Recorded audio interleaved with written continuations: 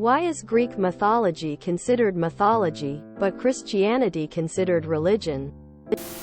This depends on who you ask and how you define mythology. In the academic sense, mythology is folklore narrative that often deals with gods and creation. The word does not necessarily imply that subject matter is false or not. It simply means that it is a story of sorts. In this case, Christianity contains a lot of mythology. The story of Adam and Eve is a myth. Again, in the academic sense, that does not necessarily mean it is wrong, but rather a story of sorts. Religion is myth combined with philosophy, theology. As I mentioned before, Christianity contains a lot of myths, but it also contains instructions on how to live. This is not a narrative like a myth, but a set of rules and beliefs. It may be told through a myth, but the message exists without the myth. The story of how Moses brought the tablets down from the mountain is myth, but 10 commandments themselves are philosophy. When you have philosophy supported by myth, you have a religion. The Greek beliefs are not quite as philosophical, which is why some academics do not call it a religion. They have a lot of myths. But what morals and orders do those myths force us to live by? Sure, Zeus loves to have sex with a bunch of women. But what does that do for humans? Because of this lack of instruction in life, it may not be a full religion. Of course, there was some instruction and some certainly lived in a way according to the myths.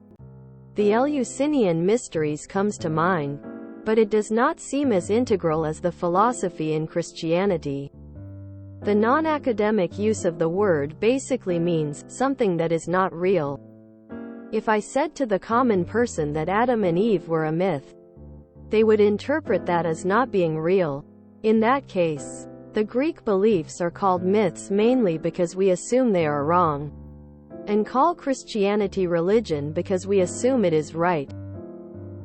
This use is even somewhat present in academia nowadays, which leads to more people calling it the Greek religion to avoid implying that it is inferior to the Christianity and other beliefs we would call religions.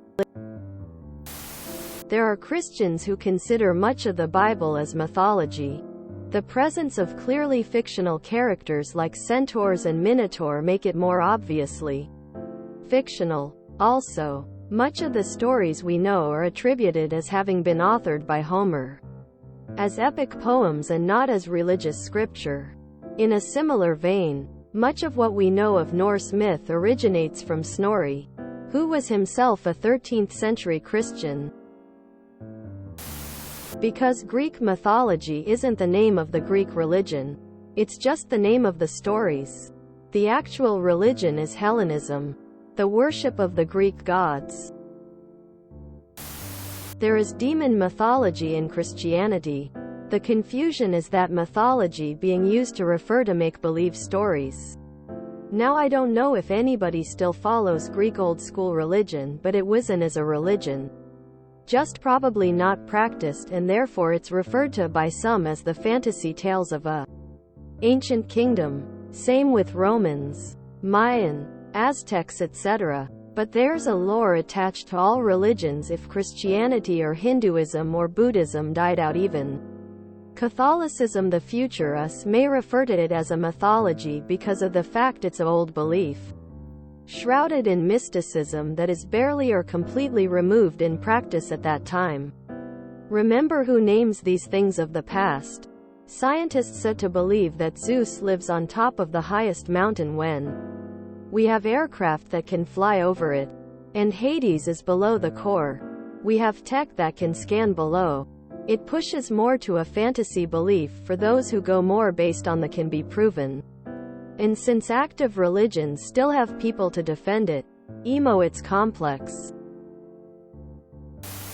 That is a question that is totally relative to whoever you're asking. It's not one or the other. It's both to different cultures. The Greeks got around to thinking critically with that whole philosophy stuff. We're trying? Lol. The main reason why most believe in what they believe in is because they were born into part of the world where the religion is popular. With that popularity comes the closed off to anything else. It's sad. Personally, I think society would benefit from an education system where all religions are taught like history class, away from worship practice. After all, we live in a country where you have freedom of religion. It's your life, and as an adult, you should be allowed to believe in whatever God of your understanding you have and not be peer pressured from the time you're a child to believe in your community's God as the default setting for your avatar. The practitioners of the ancient Greek religion are dead. Because Greek mythology doesn't really have any adherents left. When all the adherents are gone, we can call something what it is. Made me wonder if there are people who practice Greek mythology as their religion. Mythology is a mass grave of dead gods. Gods die when they have so few worshippers. They may as well have none. Every religion that has ever existed has looked at mythology and laughed, for they would never suffer that fate. They are all myths now. Today's religions do the same. They too will be myths soon enough. Only Christians are trying to convince you that it's religion, not myth. It's all myth. It's all fictional, no matter what the religion. Because we aren't allowed to have any cool toys anymore, crying cat Christian mythology is derivative and supremely boring. It's all mythology to me.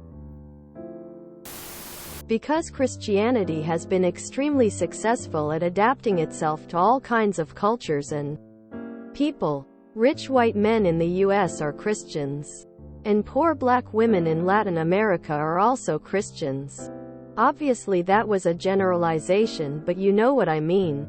Christianity is present in almost every corner of the planet, regardless of whatever differences between sexes, races, cultures, etc. I personally refer to Christian stories and beliefs as mythology.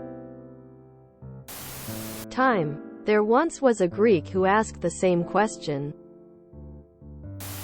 Mythology is often thought of as other people's religions, and religion can be defined as misinterpreted mythology.